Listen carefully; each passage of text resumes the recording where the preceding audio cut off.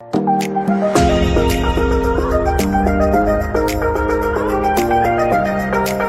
bertemu kembali pelajar Indonesia dimanapun Anda berada di Agara Mathematics Club Channel. Konseptual, sistematis, dan komprehensif ya, channelnya matematika. Kita berbicara hari ini tentang teorema Pythagoras. Adapun hal-hal yang kita pelajari adalah yang pertama, konsep dasar teorema Pythagoras. Yang kedua, triple Pythagoras. Yang ketiga, kebalikan teorema Pythagoras. Yang keempat, Pythagoras pada segitiga istimewa. Yang kelima, soal dan pembahasan. Dan yang keenam, beberapa soal sebagai umpan balik.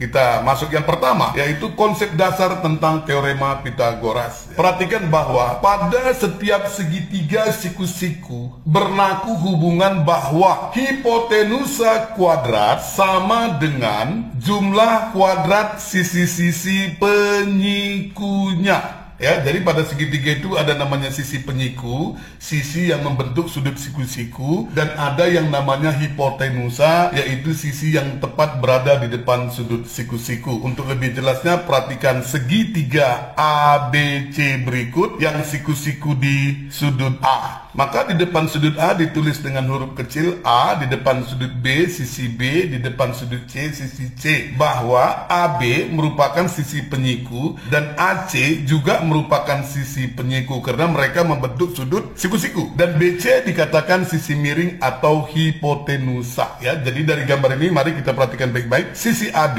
yaitu sisi C nantinya maka dikatakan sisi penyiku. Sisi AC atau sisi B kecil dikatakan juga sisi penyiku, dan sisi BC itu adalah sisi A yang dikatakan dengan hipotenusa karena berada tepat di depan sudut siku-siku. Berdasarkan teorema di atas tadi bahwa hipotenusa kuadrat BC kuadrat sama dengan penyikunya ya, AB kuadrat tambah AC kuadrat. Maka kita dapat A kuadrat sama dengan C kuadrat tambah B kuadrat, atau A sama dengan akar dari B kuadrat tambah C kuadrat. Kalau ditanya B, maka B kita dapat akar dari A kuadrat kurang C kuadrat. C sama dengan akar dari A kuadrat kurang B kuadrat. Untuk lebih jelas, mari kita lihat contoh berikut ya. Perhatikan ya, tentukan hubungan dari ketiga sisi-sisi pada segitiga-segitiga berikut. Yang pertama, sisinya itu KLM. Kita tahu bahwa sisi K di depan sudut siku-siku, maka K adalah hipotenusa, dan sisi M dan sisi L adalah sisi penyiku. Yang kedua, sisi-sisinya adalah A,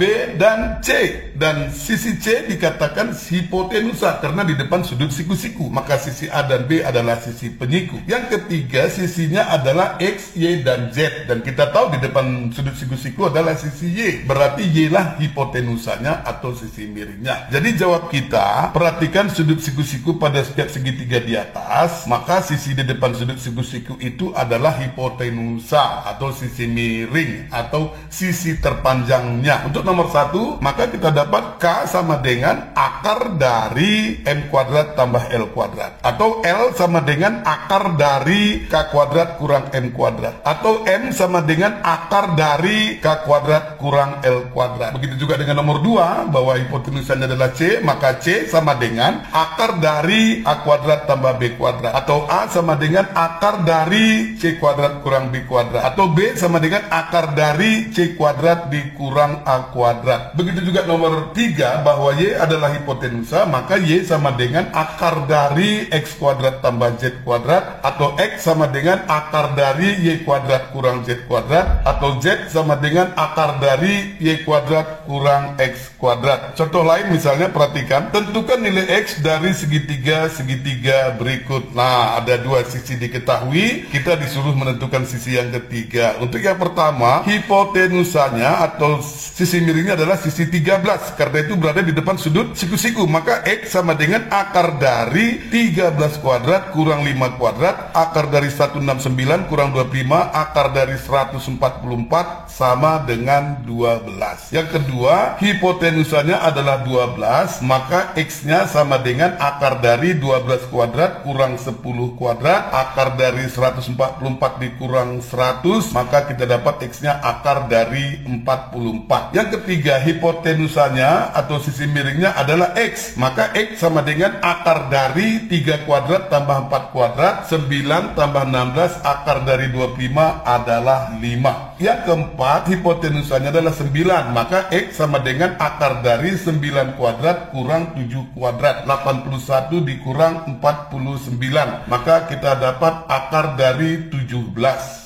Sampailah kita kepada triple Pitagoras. Apa itu triple Pitagoras? Nah, ini perlu siswa-siswa ketahui ya. Triple Pitagoras adalah 3 buah bilangan asli ya, bukan bilangan pecah, bukan bilangan irasional, bilangan asli yang memenuhi kaedah Pitagoras bahwa bilangan terbesar kuadrat sama dengan jumlah kuadrat dua bilangan yang lainnya. Contohnya 5, 12, dan 13. Yang paling besar adalah 13. Kita selidiki, apakah benar 13 kuadrat sama dengan 5 kuadrat tambah 12 kuadrat. Kita lihat, 169 sama dengan 25 tambah 144. Iya benar, 169 sama dengan 169.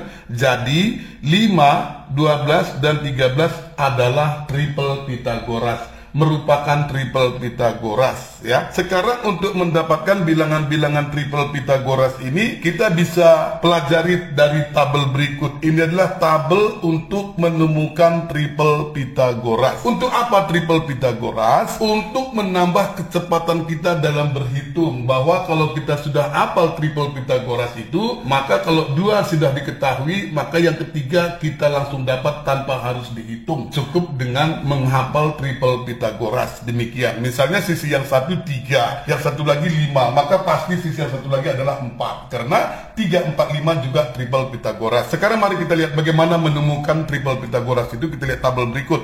Tabel triple Pitagoras ya, dengan catatan A lebih besar dari B. A dan B merupakan bilangan asli. Yang pertama kita ambil A-nya 2, B-nya 1. Maka A kuadrat 4, B kuadrat 1, 4 tambah 1, 5. A kuadrat kurang B kuadrat, 4 kurang 1, 3. 2 kali AB, 2 kali 1 kali 2, 4. Maka kita dapat bilangannya 5, 3, 4. Ini merupakan triple Pitagoras. Yang kedua, A-nya 3, B-nya 1. 3 kuadrat, 9. 1 kuadrat 1, 9 tambah 1, A kuadrat tambah B kuadrat 10, A kuadrat kurang B kuadrat 8, 2 kali AB, 3 kali 1 kali 2, 6. Maka kita dapat 10, 8, dan 6. Ini juga triple Pitagoras. Kemudian kita lihat lagi, A-nya 3, B-nya 2. 3 kuadrat 9, 2 kuadrat 4. Iya, jadi A kuadrat tambah B kuadrat, 9 tambah 4, 13. A kuadrat kurang B kuadrat, 9 kurang 4, 5. 2AB, 2 kali 3 kali 2, 6 kali 2, 12. Maka kita dapat 13, 5, dan 12. Maka ini juga triple Pitagoras. Dengan cara yang sama terus ke bawah, maka semua ini adalah triple Pitagoras. A kuadrat tambah B kuadrat, A kuadrat kurang B kuadrat, dan 2AB. Ini semua membentuk triple Pitagoras. Kepada siswa yang memang betul-betul ingin menjadi lebih daripada yang lain, Anda harus banyak menghafal triple Pitagoras. Nggak banyak sih ya, karena dapat satu triple Pitagoras, maka kelipatannya juga merupakan triple Pitagoras. Misalnya 3, 4, 5, itu triple Pitagoras. Semua dikali 2, 6, 8, 10, masih triple Pitagoras. Semua dikali 3, 9, 12, 15, itu juga triple Pitagoras. Kalau kita kali 4, 12, 16, 20, itu juga triple Pitagoras. Jadi kalau sudah dapat satu triple Pitagoras, kita bisa bayangkan kebalikan, kelipatan-kelipatannya juga tetap merupakan triple Pitagoras. Misalnya 5, 12, 13, semua kita kali 2, 10, 24, 26, juga triple Pitagoras. Jadi nanti ketika muncul dalam persoalan-persoalan seperti ini, kalau sudah dua diketahui, maka yang ketiga kita sudah tahu dengan memahami triple Pitagoras ini. Demikian. Baiklah, sampailah kita kepada poin yang ketiga, kebalikan teorema Pitagoras. Bunyi kebalikan teorema Pitagoras adalah sebagai berikut. Jika sisi terpanjang pada suatu segitiga dikuadratkan sama dengan jumlah kuadrat dua sisi yang lain, maka pastilah segitiga tersebut merupakan segitiga siku-siku. Sekarang mari kita lihat lebih jelas. Jika diketahui sisi-sisi suatu segitiga ABC dengan A lebih besar dari B dan A lebih besar dari C, maksudnya A lebih paling panjang ya di antara ketiga sisi A, B, dan C, maka terdapat hubungan bahwa yang pertama, jika A kuadrat sama dengan B kuadrat tambah C kuadrat, maka segitiga tersebut merupakan segitiga siku-siku di A, ya, merupakan segitiga ABC siku-siku di A. Poin yang kedua, jika A kuadrat lebih besar dari B kuadrat tambah C kuadrat, maka segitiga ABC tersebut merupakan segitiga tumpul. Posisi yang ketiga, jika A kuadrat kurang dari B kuadrat tambah C kuadrat, maka segitiga ABC tersebut merupakan segitiga lancip. Untuk lebih jelasnya, mari kita simak beberapa contoh berikut ya. Tentukan jenis-jenis segitiga dengan panjang sisi-sisi yang diketahui sebagai berikut. Yang pertama, A, panjang sisinya adalah 12, 9, dan 7. Maka di sini jelas kita jawab sisi terpanjangnya adalah 12. Kita akan selidiki apakah 12 kuadrat lebih besar dari 9 kuadrat tambah 7 kuadrat. Kita lihat 144 apakah lebih besar dari 81 tambah 49. Kita lihat hasilnya 144 lebih besar dari 130. Jadi 12 kuadrat lebih besar dari 9 kuadrat tambah 7 kuadrat, maka ini merupakan segitiga tumpul. Yang B dengan panjang sisi 6, 8, dan 10. Yang terpanjang adalah 10. Kita selidiki apakah 10 kuadrat sama dengan 8 kuadrat tambah 6 kuadrat. Kita lihat 100 sama dengan 64 tambah 36. Ya, maka kita lihat 100 sama dengan 100. Jadi benar bahwa 10 kuadrat sama dengan 8 kuadrat tambah 6 kuadrat memenuhi kriteria yang pertama, A kuadrat sama dengan B kuadrat tambah C kuadrat. Maka segitiga yang memiliki panjang sisi 6, 8, dan 10 pastilah merupakan segitiga siku-siku. Yang C, 9, 11, dan 15. Ya, tentu 15 yang terpanjang. Maka kita selidiki 15 kuadrat apakah lebih besar dari 11 kuadrat tambah 9 kuadrat. Kita lihat 225 lebih besar dari 121 tambah 81 kah? Mari kita lihat 225. Iya, betul. 225 lebih besar dari 202. Maka segitiga tersebut dengan panjang sisi 9, 11, dan 15 pasti merupakan segitiga tumpul. Yang ke D kita lihat 5, 6, dan akar 11. Tentu yang paling panjang adalah 6 ya, karena akar 11 itu sekitar 3 lebih. Kita selidiki 6 kuadrat sama dengan 5 kuadrat tambah akar 11 kuadrat sama dengan 36 sama dengan 25 tambah 11. Ya betul, kita dapat 36 sama dengan 36, berarti A kuadrat sama dengan B kuadrat tambah C kuadrat. Maka segitiga dengan panjang sisi 5, 6, dan akar 11 merupakan segitiga siku-siku. Yang E, akar 13, 4, dan 5. Maka yang terpanjang adalah sisi yang 5. Kita periksa 5 kuadrat kurang dari akar 13 kuadrat tambah 4 kuadrat. Kita lihat lagi 25 kurang dari 13 tambah 16. Betul, 25 kurang dari 29 berarti memenuhi kriteria bahwa A kuadrat kurang dari B kuadrat tambah C kuadrat. Maka segitiga dengan panjang sisi akar 13, 4, dan 5 pastilah merupakan segitiga lancip. Demikian ya seputar teori tentang kebalikan teorema Pitagoras. Oke, kita sampai kepada poin yang keempat, yaitu Pitagoras pada segitiga istimewa. Kenapa dikatakan segitiga istimewa? Karena secara khusus segitiga ini memiliki perbandingan sisi-sisi di depan sudut-sudut yang sudah ditetapkan itu nilainya tetap. Mari kita lihat yang pertama, segitiga istimewa pertama, segitiga siku-siku dengan sudut 30, 60, dan 90. Perhatikan gambar berikut, segitiga A, B, dan C, siku-siku di B dengan sudut A 30 derajat, maka pastilah sudut C-nya 60 derajat. Sekarang titik C kita akan proyeksikan terhadap garis AB, maka kita dapat C aksen ya. Berarti panjang C ke B sama dengan panjang B ke C aksen. Sekarang kita lihat segitiga A, C, C aksen. Sudut A 30 tambah 30 60 derajat, sudut C 60 derajat, sudut C aksen 60 derajat. Jadi segitiga A, C, C aksen merupakan segitiga sama sisi. Jika kita misalkan panjang AC adalah 2A, maka panjang AC aksen juga 2A, panjang C aksen juga 2A, tapi terbelah 2, CB A dan BC aksen juga A. Sekarang kita lihat dari segitiga ABC bahwa panjang BC sama dengan A, panjang AC sama dengan 2A. Maka dari sini kita bisa lihat panjang AB ya adalah akar dari AC kuadrat kurang BC kuadrat, 2A kuadrat kurang A kuadrat, 4A kuadrat kurang A kuadrat, maka kita dapat panjang AB akar dari 3A kuadrat atau A akar 3. Ini akan berlaku seperti ini terus. Jika panjang AC misalnya kita buat 10, maka panjang BC 5. Akibatnya panjang AB 5 akar 3. Jika kita ubah lagi, panjang AC sama dengan 8, maka panjang BC pastilah 4, setengah dari 8, dan panjang AB dapatnya 4 akar 3. Demikian seterusnya, maka dapat disimpulkan bahwa perbandingan panjang sisi-sisi segitiga siku-siku dengan sudut 30, 60, 90 adalah A banding A akar 3 banding 2A. Maka kita dapat 1 banding akar 3 banding 2, ya. Sekali Bapak bacakan perbandingan panjang sisi-sisi segitiga di depan sudut 30 banding depan sudut 60 banding depan sudut 90 adalah A banding A akar 3 banding 2A. Maka sama dengan 1 banding akar 3 banding 2. Demikian.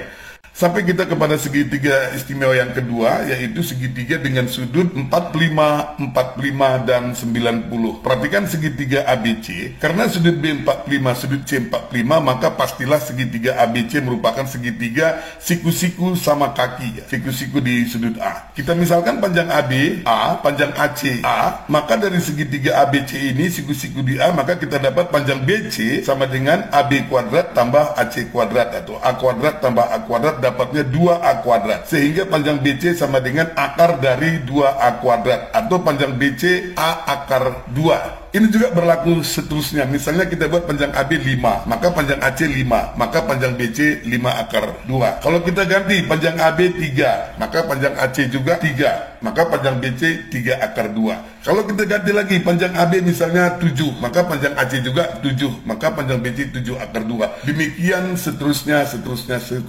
sehingga dapat disimpulkan perbandingan sisi-sisi segitiga di depan sudut 45, 45 dan 90 adalah A banding A akar 2, atau sama dengan 1 banding 1 banding akar 2. Demikian.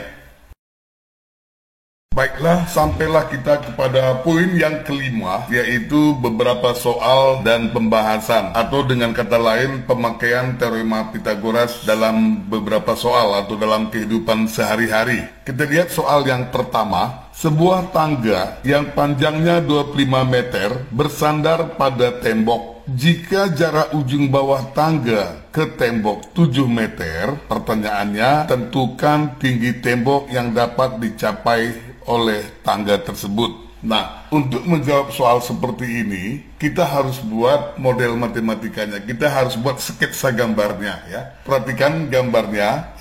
Tangga adalah garis yang berwarna hijau, ya. Sedangkan temboknya itu yang tinggi yang berwarna hitam. Jadi kita lihat tangga bersandar pada tembok dengan panjang 25 meter dan jarak ujung bawah tangga ke tembok adalah 7 meter. Dan T adalah tinggi tembok yang dapat dicapai oleh tangga. Maka kita jawab, dari segitiga ini jelas 25 merupakan hipotenusa dan sisi pengikunya adalah 7 meter dan T. Sehingga T kita dapat T sama dengan akar dari 25 kuadrat dikurang 7 kuadrat, akar dari 625 kurang 49, akar dari 576, maka dapat T sama dengan 24 meter. Jadi kita katakan tinggi tembok yang dapat dicapai oleh tangga tersebut adalah 24 meter.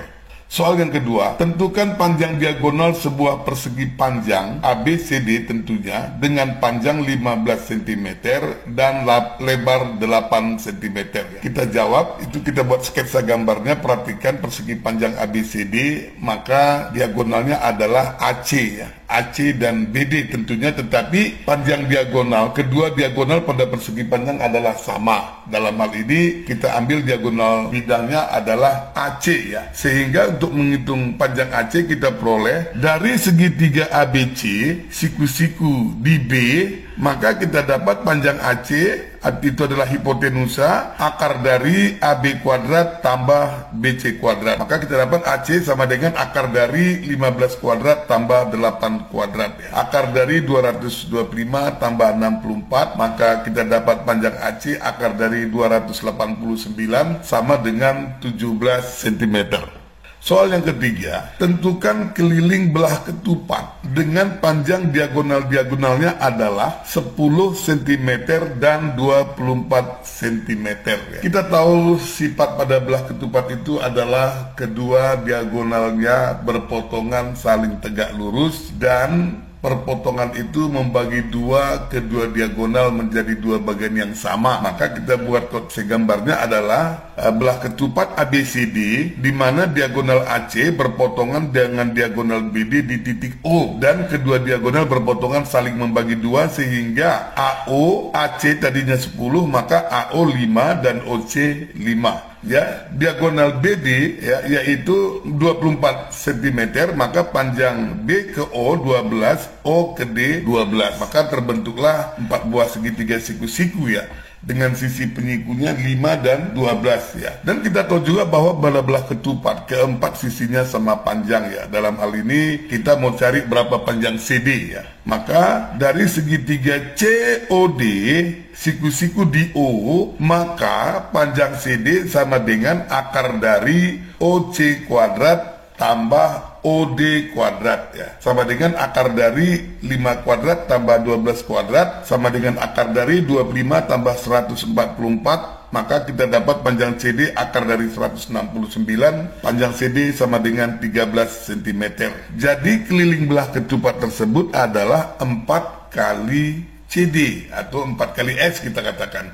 4 kali 13, maka kita dapat 52 cm. Ya. Soal yang keempat kita perhatikan, tentukan tinggi suatu kerucut dengan jari-jari alas 7 cm dan panjang garis pelukisnya 25 cm ya. Kita tahu pada kerucut itu jari-jari, tinggi dan garis pelukis itu membentuk segitiga siku-siku ya. Perhatikan gambar berikut, di situ ada kerucut ya dengan diameter alas AB dan tingginya T. Ya, kita perhatikan gambar jari-jarinya 7 cm berarti OB 7 cm. Panjang garis pelukisnya adalah BT dan panjang BT diketahui 25 cm, maka tingginya adalah OT ya atau T kecil ya. Maka kita cari tingginya dari segitiga BOT siku-siku di O, maka panjang OT sama dengan panjang BT kuadrat kurang OB kuadrat ya. Maka kita dapat panjang T sama dengan 25 kuadrat kurang 7 kuadrat. Kita dapat T akar dari 625 kurang 49 sama dengan akar 576. Maka kita dapat T-nya 24 cm. Jadi kita katakan bahwa tinggi kerucut tersebut adalah 24 cm.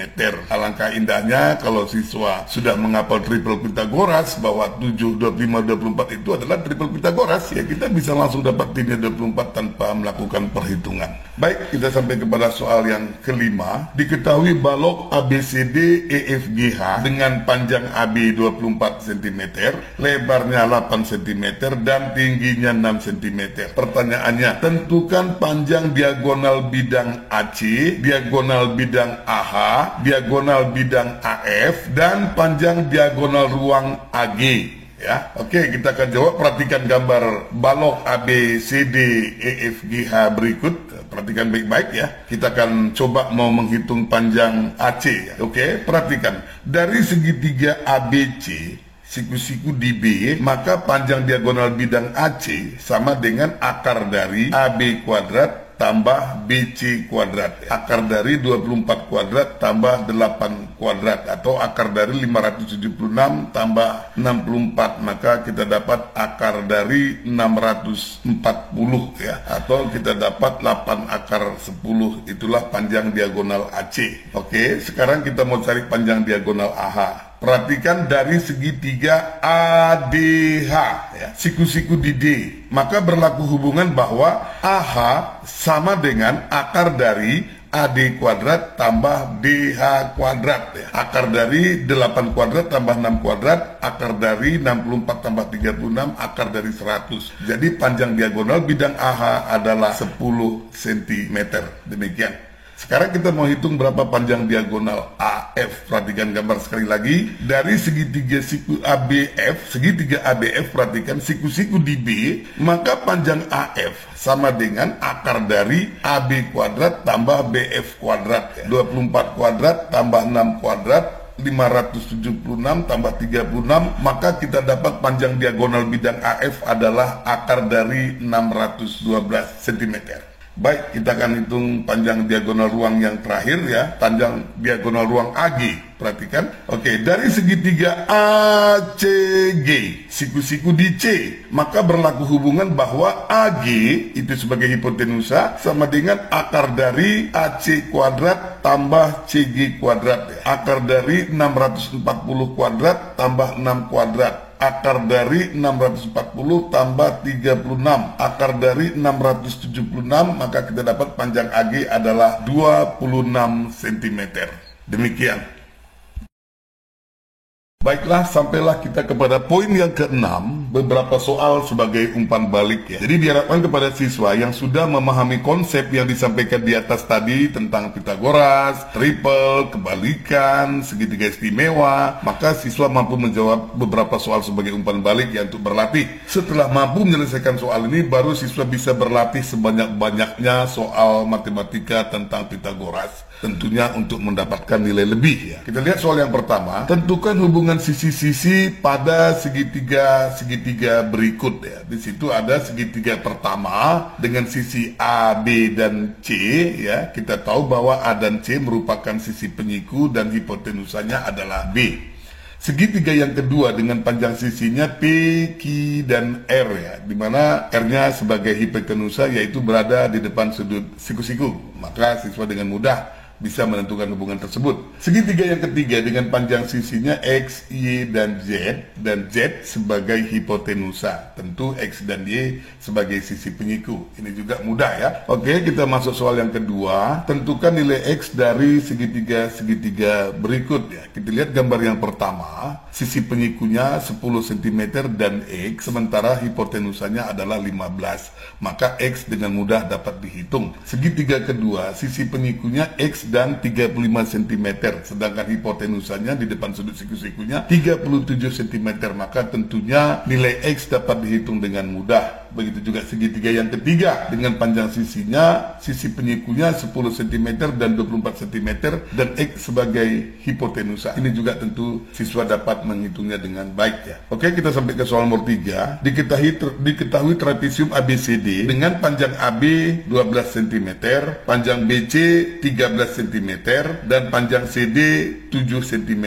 Pertanyaannya, tentukan luas trapesium berikut. Kita tahu bahwa rumus luas trapesium itu adalah jumlah sisi sejajar dikali dengan tingginya dan dibagi 2. Di sini sisi sejajarnya adalah CD dan AB ya, begitu ya. Maka nanti siswa akan dapat menghitung berapa tingginya panjang AD itu atau proyeksi titik C pada sisi AB kalau diteruskan ya, bahwa 7 sisanya adalah 5 ya, 5 13, maka panjang AD bisa dihitung dengan mudah sehingga luasnya dapat dihitung. Soal yang keempat, diketahui trapesium sama kaki PQRS dengan PQ 21 cm, panjang QR sama dengan panjang SP ya. Panjang QR sama dengan panjang SP sama dengan 8 cm ya, dan panjang RS 9 cm.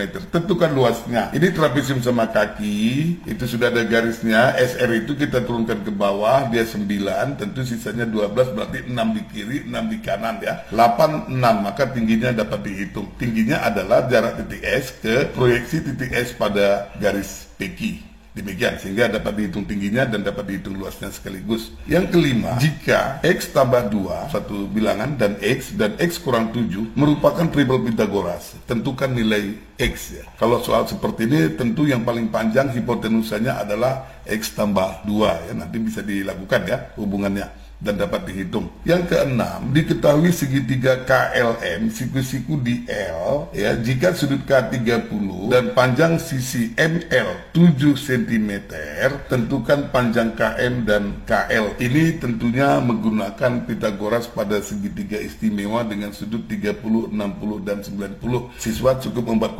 sketsa gambar, kemudian memasukin angka-angkanya dengan perbandingan 1, akar 3, dan 2. Pasti didapat ya. Yang ketujuh, tentu jenis segitiga dengan panjang sisi. Kalau AB 9, BC 12, dan AC 15, selidiki apakah ini segitiga tumpul atau siku-siku atau lancip. Begitu juga dengan B, panjang KL 10, panjang LM 13, panjang KL-nya 8, selidiki KM tentunya ya, KM ya, panjang KM 8, selidiki jenis segitiga apa ya. Kemudian C, PQ 7 cm, kemudian QR 10 cm, RS 8 cm, selidiki apakah ini segitiga siku-siku, segitiga lancip atau segitiga tumpul. Yang ke-8, tentukan jarak titik P 2,3 dan T 8,-5 ya. Ini bisa digambar di diagram kartesius. Titik P 2,3 digariskan dengan titik P 8,-5, maka mereka ditarik garis lurus sejajar sumbu X dan ditarik garis sejajar sumbu Y, akan terbentuk segitiga siku-siku sehingga dengan mudah dapat dihitung berapa jarak titik. Demikian umpan balik selesai, maka konsep tentang teorema Pitagoras kita anggap sudah selesai. Terima kasih atas segala perhatian anak didik kami sekalian. Selamat bertemu kembali para pelajar Indonesia dimanapun Anda berada. Terima kasih sudah menyaksikan pembelajaran matematika di channel saya. Kepada pelajar semua jangan lupa ditekan tombol like, komen, subscribe, dan bunyikan loncengnya. Karena itu memberi semangat bagi kami untuk membuat video pelajaran yang lainnya. Terima kasih.